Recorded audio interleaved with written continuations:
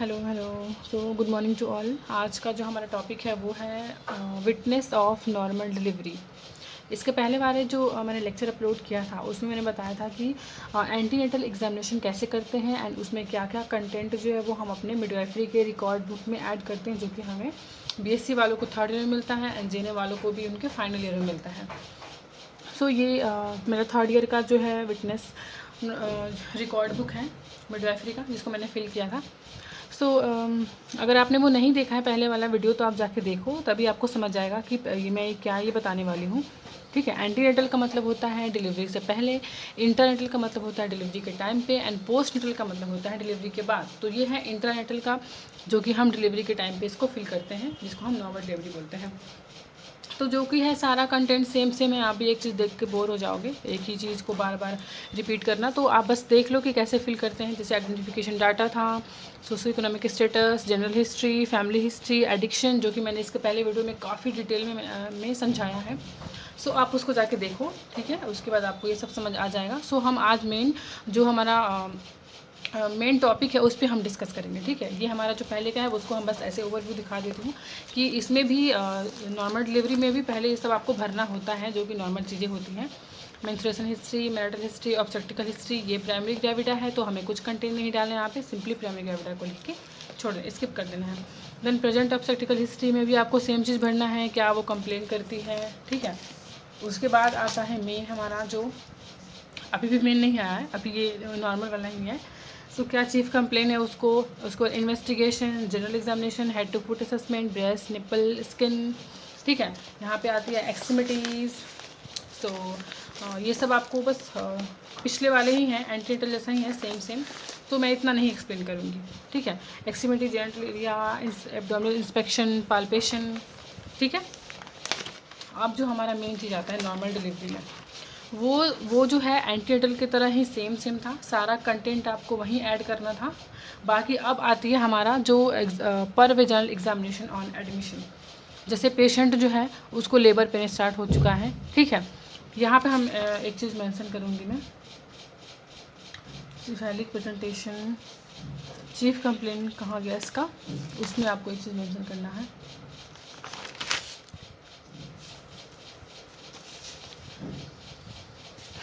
यहाँ पे जैसे कि चीफ कंप्लेन एट एडमिशन, जैसे ही पेशेंट का एडमिशन हुआ तो उसने क्या चीफ कंप्लेन किया।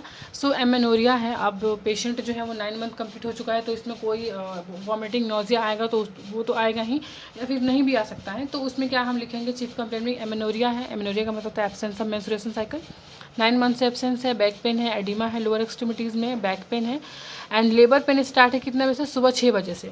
तो ये चीज़ आपको यहाँ पे मेंशन करना है, ठीक है। बाकी सारा कुछ जो है वो सेम चीज़ है जो कि हमने एंटीनेटल में पढ़ा था। पर वेजाइनल एग्जामिनेशन, सो पर वेजाइनल एग्जामिनेशन में आती है आपको पहले यहाँ पे डेट डालना है, टाइम डालना है, कितने टाइम में आपने किया था। उसके बाद condition of the vaginal wall. अब इसका लेबर पेन शुरू हो चुका है। लेबर पेन होने के बाद हमें सबसे पहले वेजाइनल एग्जामिनेशन करना होता है कि कितना एफेसमेंट हुआ, कितना डायलिटेशन हुआ, ठीक है, कितना फिंगर इंसर्ट हो रहा है। तो ये सारा चीज़ जो है हमें मेंशन करना होता है। तो अभी हम देखते हैं ये आगे का जो प्रोसेस है। Condition of the vaginal wall, जब भी किसी पेशेंट का नॉर्मल डिलीवरी होता है उस टाइम पे उसका वेजाइना क्या होती है कि थिन हो जाती है। ये एक नेचुरल प्रोसेस है जिससे कि बेबी को डिलीवर होने में, उसके हेड को डिलीवर होने में काफ़ी हेल्पफुल होता है, स्ट्रेच होने में काफ़ी हेल्प मिलती है इसको। तो ये यहाँ पे हम थिन लिखेंगे क्योंकि वो पतला हो चुका है। इफेसमेंट कहने का मतलब है कि टेकिंग ऑफ द यूट्रस। ये मान लीजिए कि यूट्रस है, ठीक है, ये है वेजाइना, ठीक है। ये ऊपर जो है क्या है, ये यूट्रस है, ठीक है। यहाँ पे आती है सर्विक्स, ये है सर्विक्स। तो ये क्या होती है कि सर्विक्स जो होता है वो ऐसे मतलब ऊपर की तरफ चढ़ने लगता है, ठीक है। ऊपर की तरफ जब ऊपर जाएगा तो यहाँ का स्पेस जो है वो खाली हो जाएगा। मतलब खाली होगा तो बच्चे के सिर को आने में काफ़ी ईजिली वो पास आउट हो सकता है। तो ये इसको बोलते हैं effacement, tacking of the uterus, uterus का ऊपर जाना। यूट्रस का पार्ट, यूट्रस का नहीं सॉरी, यूट्रस का जो पार्ट है सर्विक्स, उसका ऊपर जाना।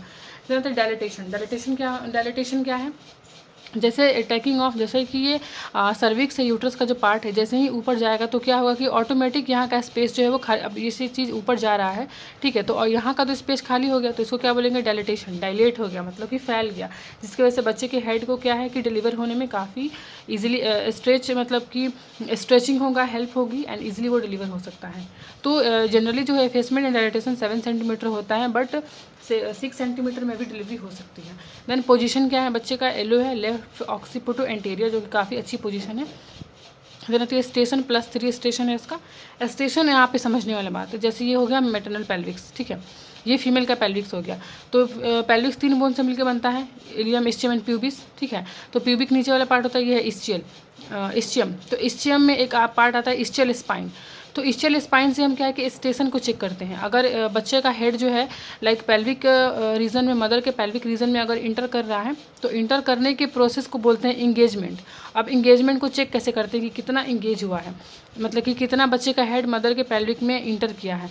तो जैसे इतना आ गया, ठीक है, तो अगर इसके बराबर में है तो हम इक्वल बोलेंगे, ना प्लस ना माइनस। अगर इसके ऊपर में बच्चे का हेड है तो उसको हम मार्किंग करेंगे माइनस से, कि माइनस, अभी बच्चे का हेड ऊपर है मतलब माइनस में है। अगर बच्चे का हेड इस इस्चियल स्पाइन से नीचे आ गया है तो उसको हम मार्किंग करेंगे प्लस से।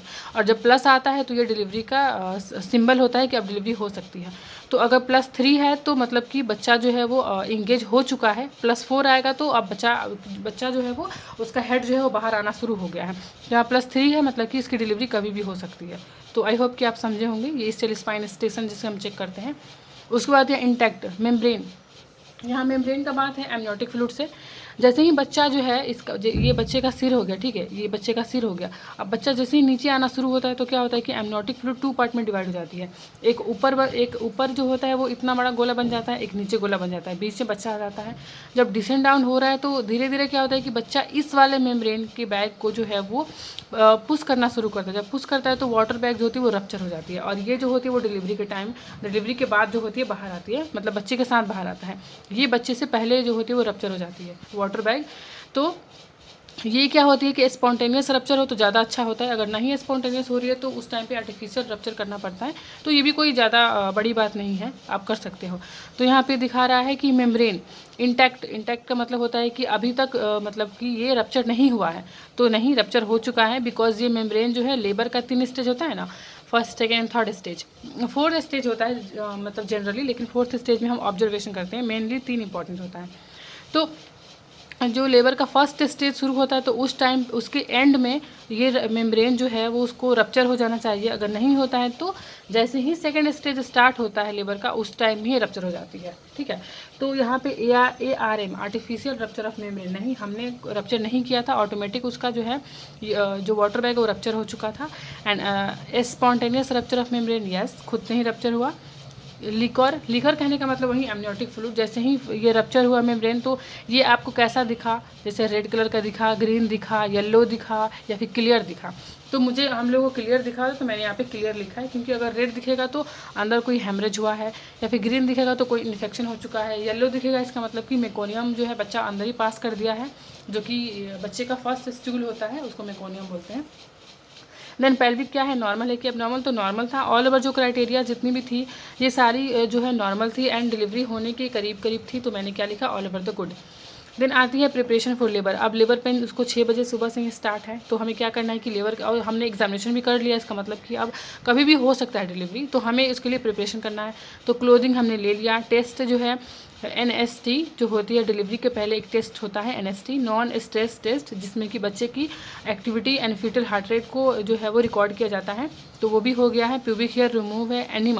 एनीमा हम, ये बहुत इंपॉर्टेंट है एनीमा, बिकॉज क्या होता है कि जैसे ही बच्चा जो है डिसेंड डाउन होना शुरू होता है, एंगेजमेंट स्टार्ट होता है, तो मदर का जो बॉवेल मूवमेंट है ना वो कंप्रेस हो जाता है। मतलब जैसे कि बच्चा जो है क्या करता है, अब क्या है कि यूट्रस के जस्ट नीचे वाले पोर्शन में क्या आती है, अब ये हो गया यूट्रस के जस्ट नीचे आती है हमारा ये बॉवेल कहने का मतलब कि इंटेस्टाइन का जो लार्ज इंटेस्टाइन का सिग्मॉइड कोलन है, उसमें स्टूल कलेक्ट रहता है। अब जैसे ही बच्चे का सिर नीचे आएगा वो क्या करेगा, इसको दबाना शुरू करेगा, प्रेस करना।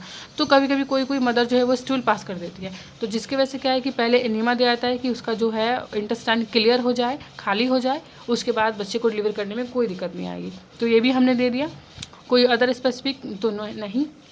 देन आती है कि पर विजाइनल एग्जामिनेशन व्हेन रिक्वायर्ड, तो रिक्वायरमेंट नहीं थी, बिकॉज बार बार हम पर विजाइनल एग्जामिनेशन नहीं कर सकते, फिंगर इंसर्ट नहीं कर सकते, क्योंकि इन्फेक्शन होने के चांसेस बढ़ जाते हैं, तो हमें बार बार नहीं करना है। तो हमें कोई रिक्वायरमेंट नहीं थी, एक ही बार हमने चेक करके देख लिया कि सारा कुछ नॉर्मल है, डिलीवरी कभी भी हो सकती है। उसके बाद है प्रोग्रेस ऑफ लेबर। लेबर का क्या कंडीशन है, मतलब कि फर्स्ट स्टेज सेकंड स्टेज हो गया, अब लेबर थर्ड स्टेज में किस तरीके से जा रहा है। तो जैसे मैंने 19 तारीख को रिकॉर्ड लिया था और मैं 18 को नहीं गई थी, तो मैंने वो जो डॉक्टर थी उनसे पहले मैंने पूछ लिया था उनसे कि क्या क्या सुबह से हुआ था। हम थोड़े से लेट गए थे। सो 18 को क्या हुआ था, वाइटल्स नॉर्मल थे, जनरल कंडीशन गुड था, नेचर क्या था वो भी गुड था। यूट्राइन कॉन्ट्रैक्शन, जैसे कि यूट्राइन कॉन्ट्रैक्शन पेन, जैसे पेन का क्या कंडीशन है, तो गुड मतलब नेचर जो है सही था। ड्यूरेशन 10 सेकेंड का था। एंड इंटरवल मतलब कि 1 घंटे में आप पेन आ रहा था 10 सेकेंड के लिए और फिर चला जा रहा था। फीटल हार्ट रेट क्या है, 140 बीट पर मिनट, ठीक है। ट्रीटमेंट एंड ड्रग वो भी सब हो चुका है। रिमार्क जो है गुड नॉट सीरियस, मतलब सीरियस नहीं था, ठीक था, उतना लेबर पेन ज़्यादा प्रोग्रेसिव नहीं था। देन 19 तारीख को उसका लेबर पेन ज़्यादा था, जिसमें जैसे कि वाइटल साइन सब कुछ बढ़े हुए थे। जनरल कंडीशन मदर का सीरियस था, मतलब डिलीवरी कभी भी हो सकती थी। एंड यूट्राइन कॉन्ट्रैक्शन रैपिड था, मतलब कि बहुत ज़्यादा हो रही थी। एंड ड्यूरेशन कितना था, 15 सेकेंड, मतलब 45 सेकेंड जो है, ये 45 है, मतलब कि 45 सेकेंड स्टे कर रही थी। जो पेन है वो 45 सेकेंड तक रुक रहा था। और कितने देर के इंटरवल में आ रहा था, तो 15 मिनट के इंटरवल में आ रहा था, जो कि एक अच्छी और गुड कॉन्ट्रैक्शन है। यूट्राइन कॉन्ट्रैक्शन देखा जाए तो कि वो 15 मिनट के बाद पेन आ रहा था, उसको इंटरवल बोलते हैं। एंड कितना देर वो रुक रहा था, तो 45 सेकेंड तक वो रुक रहा था, ऑलमोस्ट 1 मिनट के करीब, जो कि ड्यूरेशन होता है। और ये काफ़ी अच्छी कॉन्ट्रैक्शन होती है। फीटल हार्ट रेट कितना है, 150 बीट पर मिनट। ट्रीटमेंट जो है वो हो चुका है, कंडीशन जो है वो सीरियस है। सीरियस करने का मतलब ये नहीं कि पेशेंट की कोई एबनॉर्मलिटी आ गई है, नहीं, बिल्कुल नहीं, एबनॉर्मलिटी नहीं आई है, मतलब कि डिलीवरी के लिए पेशेंट सीरियस है। ओके, तो ज़्यादा दिमाग नहीं लगाना यहाँ पे कि सीरियस है तो कोई प्रॉब्लम हो गया है, ठीक है। अब हम पार्टोग्राफ को फिल करेंगे यहाँ पे। तो पेशेंट का एज, नेम, ठीक है, date, time and room number लिखना है, पैरिटी 0 है, रजिस्ट्रेशन नंबर लिखना है, डेट ऑफ एडमिशन लिखना है, अनफिटल कंडीशन लिखना है। तो पार्टोग्राफ अगर आपने पढ़ा है तो आपको इजीली भर सकते हो, अगर नहीं पढ़े हो तो मैं उस पर एक लेक्चर, आप कमेंट कर सकते हो, मैं उस पर भी एक लेक्चर बना दूंगी पार्टोग्राफ को ईजी एंड सिंपल लैंग्वेज में, जो कि आप अच्छे से समझ सकते हो। तो यहाँ पे फीटल हार्ट रेट, तो पहले क्या है, पहले उसका इसका 120 था। उसके बाद 1 घंटे में हमने NST जो होती है हर 2 घंटे में टेस्ट होता है। और ज़्यादा मदर का कंडीशन सीरियस है तो हर 1 घंटे में टेस्ट होता है, तो उसका 1 घंटे में टेस्ट हुआ था। NST हर 1 घंटे में हुआ था। तो पहले 120 था, फिर 130 था, उसके बाद फिर 120, फिर 130, 130, 130, 150 करके ऐसा कुछ था, ठीक है। तो जैसे जैसे बढ़ेगा ना, आप उसके बाद आपको यहाँ पे टिक लगाते जाना है, टिक लगाते जाना है यहाँ पे। जैसे पहले 120 था, उसके बाद 130 हुआ, फिर 120 हुआ, तो ऐसे कर करके आपको यहाँ पे मतलब आपको मार्किंग करना है गोल गोल। उसके बाद क्या है कि सारे लाइन को एक साथ ज्वाइन कर देना है। अब जैसे भी टेढ़ा मेरा कैसा भी लाइन बने, आपको बस ज्वाइन कर देना है। फिर सर्विक्स का आता है डायलिटेशन, ठीक है, कॉन्ट्रैक्शन, एंड ये आती है सर्विक्स की डायलिटेशन सेंटीमीटर में। तो जैसे क्या है कि 4 घंटे का टाइम है लेबर पेन स्टार्ट होने के बाद 4 घंटे का टाइम रहता है प्राइमरी ग्रेविटा का फर्स्ट स्टेज का, नहीं 12 घंटे का टाइम रहता है जनरली फर्स्ट स्टेज का। तो उस टाइम पे आपको क्या करना है कि उसका देखना है कि डायलिटेशन का टाइमिंग क्या है। तो डायलिटेशन का टाइमिंग 4 घंटे का होता है एंड डिलीवरी का टाइम 12 घंटे का होता है। तो यहाँ पे 4 घंटे में क्या क्या प्रोसेस हुआ, तो उसका जो है वो मतलब कि जहाँ जब सर्विक्स का डायलिटेशन स्टार्ट हो जाता है ना, जब आप चेक कर रहे हो, तो वहाँ पे आपको ऐसे क्रॉस का साइन लगा देना है, ठीक है, क्रॉस का साइन। तो उसका हमने 4 बजे मतलब 1 बजे करीब चेक किया था, तो डायलिटेशन नहीं हुआ था प्रॉपरली। फिर 1:30 बजे चेक किया, 1:30 बजे जो है मतलब ऐसे देखा गया तो भी नहीं, मतलब थोड़ा बहुत हुआ था। उसके बाद 2:30 बजे देखा गया, तो 2:30 बजे जो होती है वो काफ़ी अच्छी हो गई थी जो डायलिटेशन। तो ये जो है ना, ये वाला जो पहला 18 तारीख को चेक हुआ था, जो मैं नहीं गई थी, मतलब 19 को हुआ था तो मैं गई थी, तो मैंने यहाँ पे टिक आउट किया है। तो 19 को मतलब कि 2 बजे के करीब जो है वो एग्जामिनेशन हुआ एंड उसका जो है वो प्रॉपर डायलिटेशन हो चुका था, तो यहाँ पे हमने मार्किंग लगाया। एंड देन 2:30 बजे करीब उसका डिलीवरी हो चुका था, तो उसको ऐसे भरना है। देन आती है कॉन्ट्रैक्शन, पर हर 10 मिनट में आपको कॉन्ट्रैक्शन को मतलब ऊपर ऐसे मदर के एब्डोमेन पे हाथ रखना है, उसको पूछना है कि कितना पेन हो रहा है, एंड आप भी उस चीज़ को फील कर सकते हो। तो पहले क्या था उसका कि मतलब कि 10 मिनट पे ज़्यादा टाइम पे आ रहा था, लाइक 10 सेकेंड के लिए रुक रहा था 1 घंटे के इंटरवल में, तो आपको डॉट डॉट करना क्योंकि कम है। उसके बाद थोड़ा पेन कॉन्ट्रैक्शन बढ़ा तो आपको ऐसे मार्किंग करना है। कॉन्ट्रैक्शन ज़्यादा हो रहा है, 45 सेकेंड तक स्टे कर रहा है और कितना देर में, तो ये मतलब कि 45 सेकंड तक स्टे कर रहा है और आ रहा है कितने इंटरवल में, 15 मिनट में, तो ये काफ़ी सीरियस कंडीशन है। तो आपको यहाँ पे पूरा एकदम बहुत ज़्यादा मार्किंग करना है, मतलब उसको पूरा फिल कर देना है। तो इस तरीके से हम भरते हैं। एंड ड्रग क्या हमने दिया, तो 10 यूनिट हमने उसको दिया था सेंट्रोसिन, जैसे वो पेशेंट मतलब वो जो हमें गाइड करने वाली थी उन्होंने बताया था। देन आते हैं पल्स एंड बीपी। यहाँ पे आपको टेम्परेचर कितना 98.6 टेम्परेचर नॉर्मल था उसका। पल्स एंड बीपी यहाँ पे चेक करना है आपको, जैसे कि उसका क्या था 60 बीट पर मिनट था। उसके बाद 92, ये मार्किंग जो है वो बीपी का है, ठीक है। ये वाला बीपी का है और ये वाला पल्स गोल गोल जो है वो पल्स का है, ये वाला बीपी का है। तो 90 था उसका, उसके बाद बीपी उसकी 6 मतलब पल्स 60 था एंड बीपी जो है वो डायस्टोलिक 90 थी एंड उसके बाद सिस्टोलिक 110 थी, ठीक है। ऐसे कर करके आपको हर 1 घंटे में आपको इसे चेक करना है।